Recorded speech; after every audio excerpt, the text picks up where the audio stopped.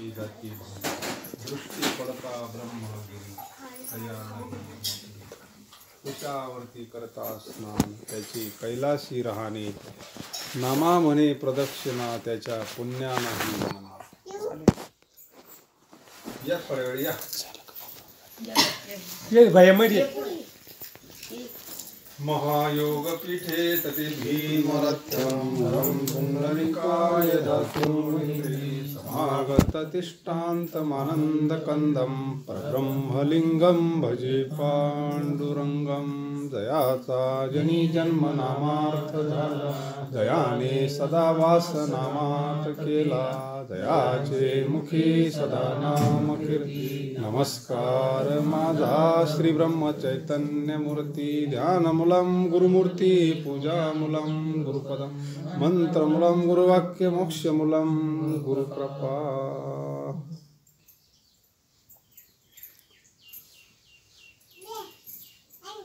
सहज हा योग सुनील भाऊ 2 वर्षे वारीत आला त्याच्यावर सत्संगाचा परिणाम झाला पांडुरंगाने कृपा केली संगतीचा परिणाम आहे हा तरुण मुलं चुकीच्या संगतीला गेलं तर काय करतं आपण पाहतो आज काय आता विज्ञान युग निघालाय पण संगतीचा परिणाम संगत संतन की करली संगतीचा परिणामी चुलीत सकाळी ती राख भरली जाते त्याला काय म्हणतो आपण कुठं टाकी ती आणि यज्ञ केला जातो आणि त्याच्यात जी निघते त्याला काय म्हणतो आपण ती विभूती आपण रोज देवपूजेच्या वेळेस लावितो स्नान वगैरे करून कशाचा परिणाम आहे हा संगतीचा परिणाम झाला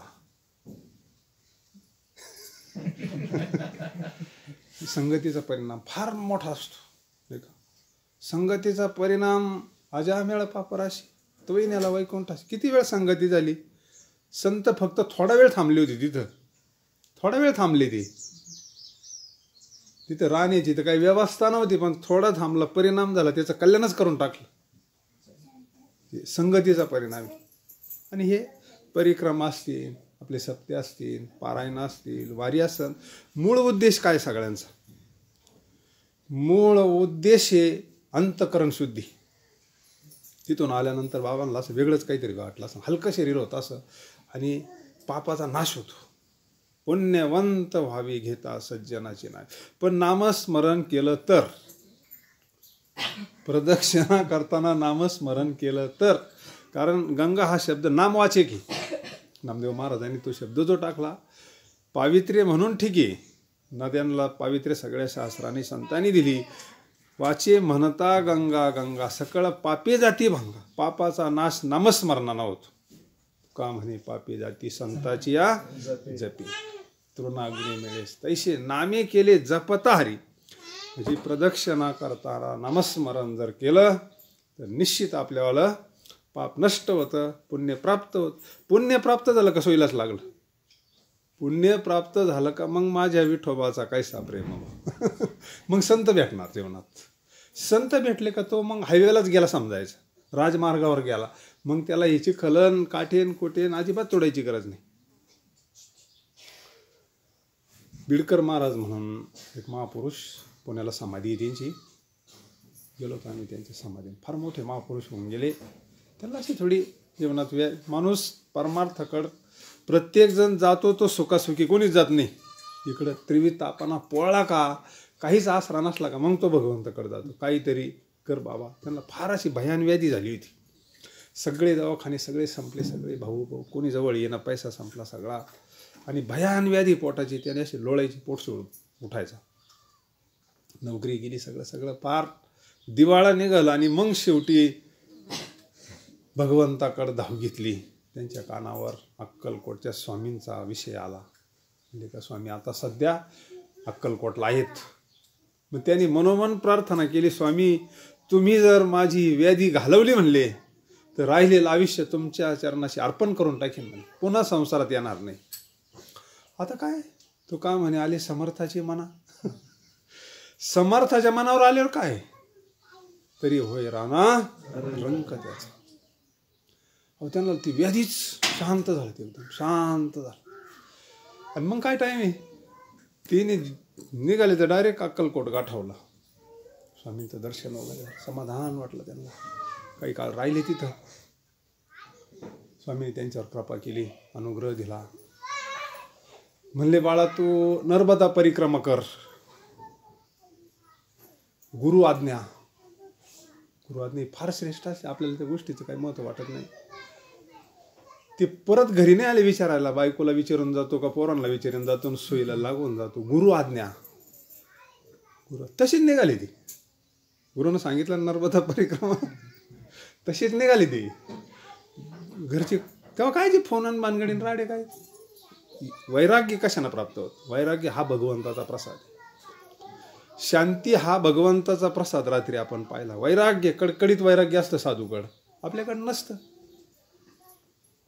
ती गेली नर्मदा परिक्रमा करायला. त्यावेळेस फार त्यांचं चरित्र वाचलं तर तेव्हा सगळं जंगलच होतं, भयान. आता सारखी व्यवस्था नव्हती. ओंकारेश्वरवरून निघाले पुण्याला. आई साहेब वाट पाहून पाहून थकल्या पार, रडू रडू जाम झाले, त्यांना काही मिळच लागाना. आणि मग काही लोक नर्मदा परिक्रमा करून येतात ना, मग त्या लोकांनी सांगितलं का महाराज नर्मदा परिक्रमा करतात म्हणले. मग त्यांनी कोणाला तरी घेतलं, त्या बी गेल्या ओंकारेश्वरला, आपल्याला तिथे सापडतील बुवा. पण तोपर्यंत ते थांबले आणि ते बरेच पुढे आले होते. शेवटी त्यांचं काही गाठ भेटणे झाली. महाराजांना ते नर्मदा परिक्रमेत भरपूर अनुभव आले. आणि तिथं कोणीतरी सांगितलं यात्रेकरांनी का स्वामीने देह ठेवला म्हणले, समाधी घेतली. अक्कलकोट स्वामी त्यांचे सद्गुरूच ना. स्वामींनी समाधी घेतली म्हणल्यानंतर त्यांची जागेवर थांबले. ते म्हणले आता काय आपल्याला नर्मदा परिक्रमा करायची नाही. आपल्याला सद्गुरूंनी समाधी घेतली. ते फिरले ना मागं फिरले तर स्वामी लगेच त्यांच्या पुढे प्रकट झाले. कुठं चालला म्हणले. तुम्ही जर समाधी घेतली असं मला निरोप आला तर मी निघालो होतो म्हणले. मोकार बोलले त्याला, मूर्ख आहे म्हणले तू. मला काय जाणं ये नसतं का, मग गया नाही अभि जिंदा आहे बोलले म्हणले. आता स्वामींचं म्हणजे काम लई कडक होतं. स्वामींनी असं फटकारलं, तुला काय आज्ञा केली होती म्हणले. तुझं काम कर म्हणले. म्हणजे संतांचं कसं असतं. आणि स्वामी पुन्हा मूळ स्वरूपात हे झाले. आणि मग त्यांची नर्मदा परिक्रमा चालली. नर्मदा परिक्रमा करत असताना त्यांना असे दिव्य अनुभव आले. त्यांचं जर तो चरित्र वाचलं तर असं वाटतं आपण निघावं काय परिक्रमेला. पण आपलं वैराग्य कमी पडतं म्हणावं लागत नाही का. काय भगवंताची इच्छा असेल तसं मनातून आहे का. सत्य संकल्पाचा दाता नारायण. आणि मग काही मंडळी म्हणली महाराज हे मधून जाऊ नका तुम्ही, मध्ये फार वाघ अमुक तमुक असतात इकडून मोठ्या रस्त्याने. ते म्हणले मग आता स्वामी कुठं नाही, त्यांना ती प्रचिती आली ना. अरे म्हणले कुठं नाही, श्री गुरु सारिका असता पाठी राखा. हे म्हणले होते समाधी घेतली आणि स्वामी तर आपल्या पुढं प्रगट झाले म्हणले. मग आता काय नुसतं म्हणायचंच काय, मागे पुढे उभा येऊ नको, मी तुझ्या पाठीशी उभा आहे. ते वाटण तिकडून निघायचे. मग एका जंगलातून निघाले. मग असं जंगल लागलं, ते जंगलाचं नाव सुद्धा याचे ते का त्यांना एक दिवस काहीच नाही मिळालं. दुसरा दिवस उगावला, काहीच नाही मिळालं. आणि पायी चालायचं म्हणल्यावर पेट्रोल एकदा संपल्यावर गाडी काय करणार. तिसरा दिवस त्यांनी निरहार फक्त नर्वेचं पाणी प्यायचं आणि चालायचं गार पाणी. तिसऱ्या दिवशी चक्कर यायला लागली त्यांना, असं बॅलन्स जायला लागला. 3 दिवस पण चिंतनामध्ये चालायची. आपण एवढं घरदार सगळं सांभाळून हे सगळं जातो ना, तिथं भगवंताचं स्मरणच झालं पाहिजे. आपला प्रत्येक पाऊल भगवंताच्या नामात जर पडला तर तो कार्मिक लागतो. आणि मग तिसऱ्या दिवशी बॅलन्स जायला लागला त्यांच्यावर, चालता येईना. आणि अशी पडली खाली, भोळ आली. तेवढ्यात एक अशी माता माऊली, हिरवी साडी नेसलेली, अशी भयान तेज, अशी डोक्यावर पाटी. आणि यांना उठवलं. अरे म्हणले बाळा तुला जेवायला आणलं म्हणले. आणि मग काय त्याच्यामध्ये इतकं, आता ते काय नर्मदा मैयाच होती ती. असं तृप्त जेव घातलं, दूध तेल असं भारी भाकरीन पाठीवर सगळं स्वतःच्या हातानं पाणी जेव तृप्त झाले. म्हणजे येते मी मागं पाहिलं तर पुन्हा अदृश्य. म्हणजे नर्मदा मैया आजही दर्शन देते भक्ता करता, पण तेवढी निष्ठा पाहिजे. आज सुद्धा बऱ्याच मंडळींना हे कुठं जातच नसतं. ते तत्व कुठं जात नसतं, आपला भाव त्या पटीत गेला का ते प्रगट होत असतं. आणि मग ते फ्रेश झाले. अरे म्हणलं आपल्याला एवढ्या जंगलात 3 दिवस झाले आपल्याला कोणीच भेटलं नाही, मग एवढ्या जंगलात ही कोण आला असन. ही नर्मदा माया प्रत्यक्ष आपल्याला येऊन जीव घातली. आणि मग तर लईच फ्रेश झाले. त्यांना ती भीती गेली, चिंता गेली, काळजी केली. अशा मस्तीत चालायची, अशी मस्ती चालत असताना पण स्वामींनी कशा करता पाठवलं तर हा मुद्दा फक्त आपल्याला 2 मिनिटात मांडायचा. आणि मग त्यांना ती माहेश्वरी म्हणून स्थान लागलं. भगवान शंकराचं जुनं तिथं माहेश्वरी स्थान आहे. जसे आपल्याकडे त्र्यंबक हे मोठमोठाले जे स्थान आहे ना, तसं माहेश्वरी भगवान शंकराचं असं स्थान आहे. आणि त्या स्थानावर एक माता माऊली लहानपणी काय ते असेल, योगभ्रष्ट असेल किंवा काय असेल भगवान जाणे, तिला काय वैराग्य प्राप्त झालं. भगवान शंकराचं तिला लहानपणापासून वेड होतं. काय तिनं सगळ्यात त्याग केला आणि ती भगवान शंकराच्या मंदिरात जाऊन भगवान शंकराची सेवा करायची. तिथंच पूजा करणं, सारखं ओम नमः शिवायचा जप करणं, प्रदक्षिणा घालणं, झाडून घेणं, सगळं तिनं आपलं शरीर भगवान शंकराच्या चरणाशी अर्पण करून टाकलं, वाहून टाकलं. आणि सेवा केली का त्याचं फळ मिळत असतं. पगार काम करणारला मिळतो का न करणारला मिळतो. जो घरी राहील त्याला पगार भेटन का. सेवा, इतकी सेवा झाली ना.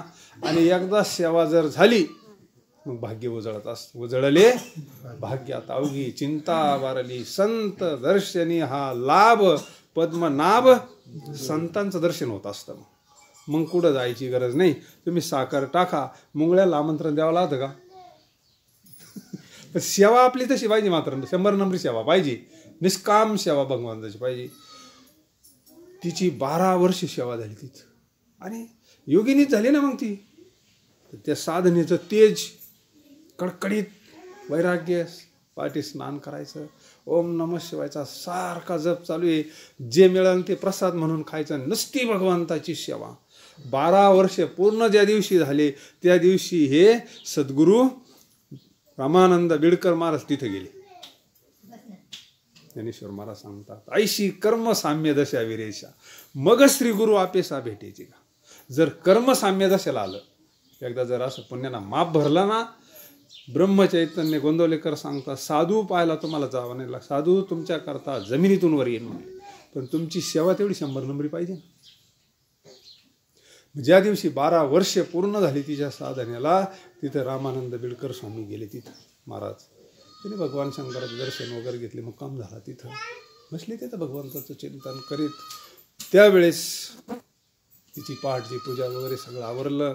आणि भगवान शंकरांना दृष्टांत दिला. तिला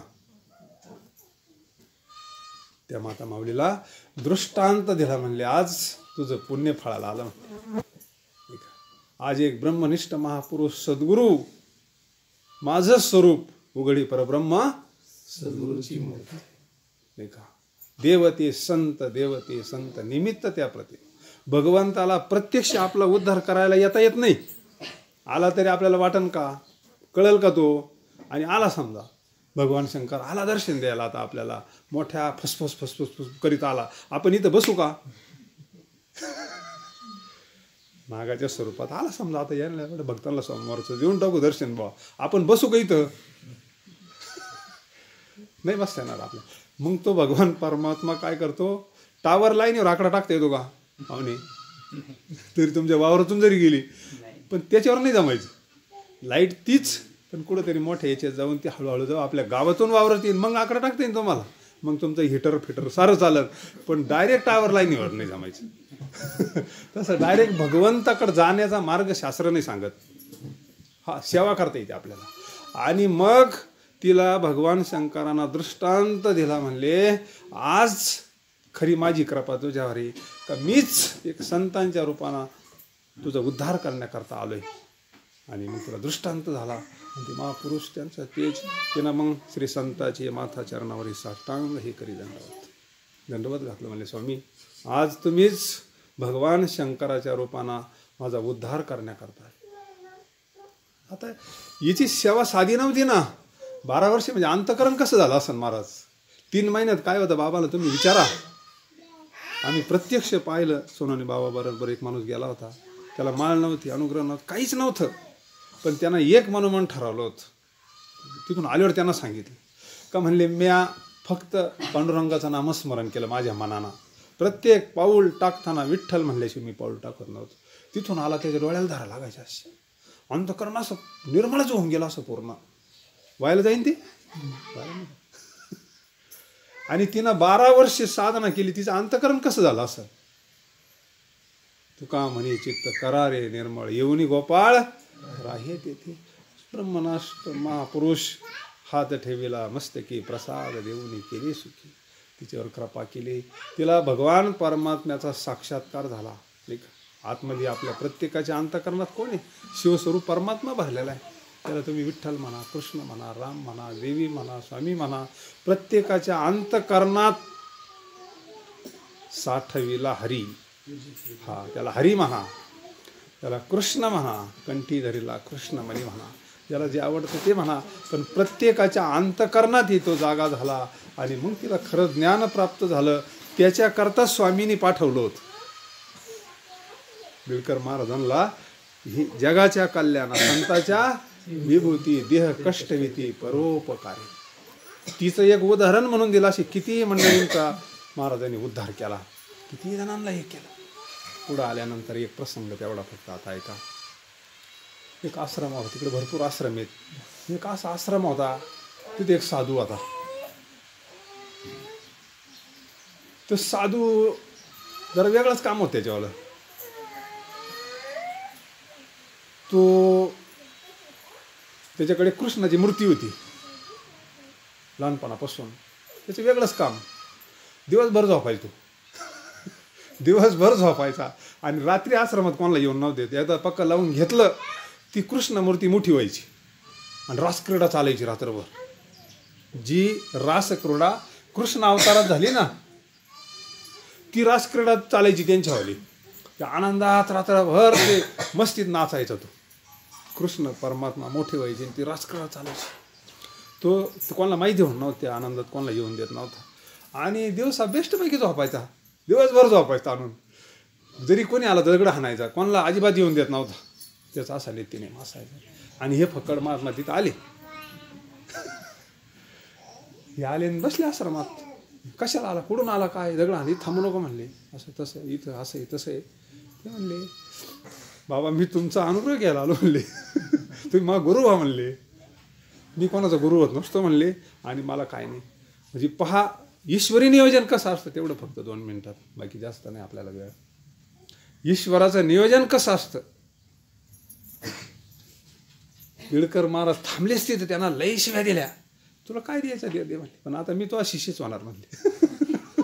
चरण सोडी सर्व. आता एक दिवस राहिले, येणे त्याला पाणी सुद्धा नाही दिलं. दुसरा दिवस राहिले, यांचा बेस्टपैकी दिवसा झोपायचा, पॅक लावून घ्यायची, त्यांची रासक्रीडा चालायची. महाराज असे निवांत बाहेर थांबायची त्यांच्या मस्तीमध्ये.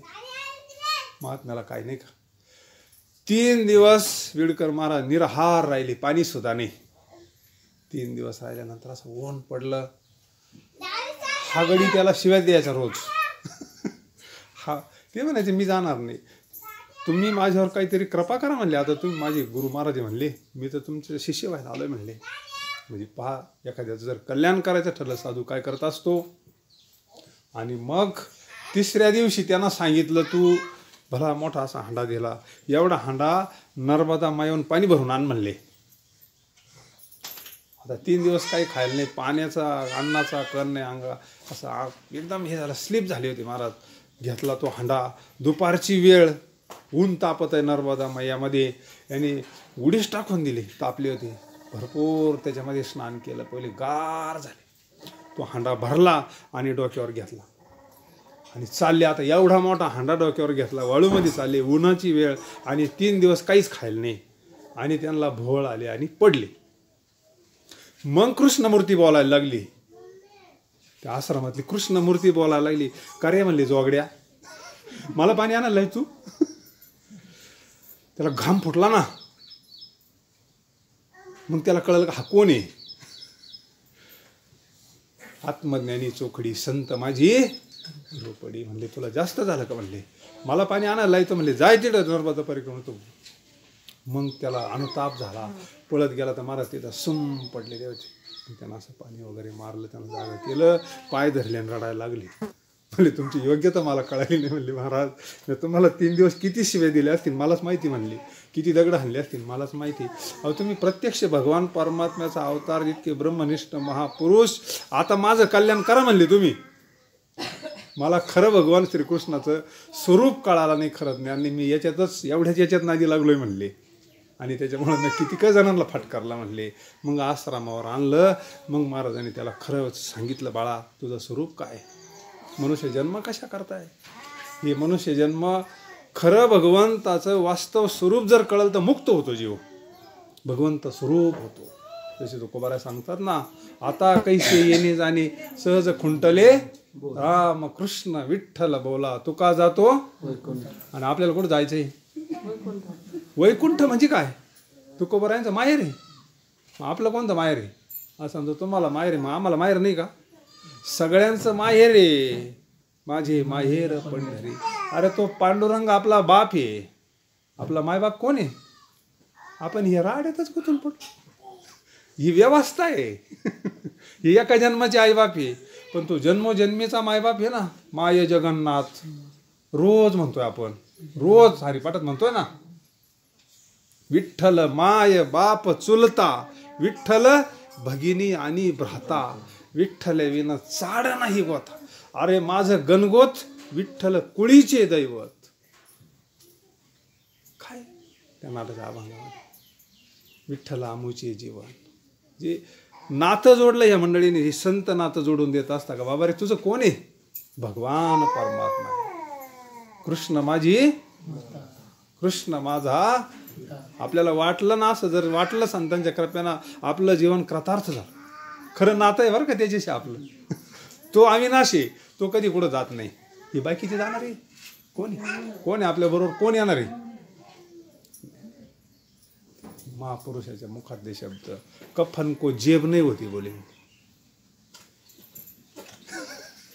मोकळं जावं लागत, सगळ्यांना माहिती. कफन को जेब नाही होती. पण असं धन कमावं जीवनामध्ये, भगवंताचं सेवा करावी, नामस्मरण करावं, आईवडिलांची सेवा करावी. सकाळी म्हणले त्या किरणला, अहो हे सांगणं गरजेचं आहे आज तरुण पोरांना. तरुण पोरांना हे सांगणं गरजेचं आहे. ज्येष्ठपैकी आईवडिलांची सेवा केली म्हणून तो बाबा तिथं उभा राहिला आहे.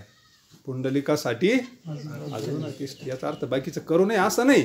सुरुवात तिथून करावा. संतांची सेवा करावी, भगवंताची सेवा करावी, आनंदात राहावं. जसं ठेविले आनंदे. अहो हेच मंदिर आहे तुमच्यावालं. हे मंदिर आहे. कधी इथं जर काही उपासना घडली, हरिपाठ झाला पाहिजे, त्या मुलांवर संस्कार होते का? परिणाम नाही व्हायचा त्यांच्यावर काही? निश्चित होईल. तुम्ही जर थोड्या वेळ हरि नाही पाठ तर वाचून म्हणा ना, काय फरक पडतो? सकाळी काही का होईना थोडं त्यांच्यावर संस्कार करा. हेच मंदिर. मंदिर कशा करताय हो? कशा करता मंदिर आहे? याचं मंदिर बनवण्याकरता मंदिर आहे. हे मंदिर आपण कशा करता? एवढे मठ मंदिर आश्रम हा सप्ताह कशा करताय? एवढं आपलं याचं मंदिर बनवण्याकरताय. हळूहळू आपलं याचं मंदिर, असं मंदिर बनवायचं ना, साठवीला दाता त्रैलोक्याचा. धन्य त्याची माता, धन्य त्याचा पिता, साठवीला दाता त्रैलोक्याचा. म्हणून जीवनामध्ये भगवंताची सेवा करावी. भगवंताची सेवा केली का संत भेटतात. संत भेटले का पवित्र तुळशीची माळ घालतात, एकादशी करायला लावतात, भगवंताचं चिंतन करायला लावतात.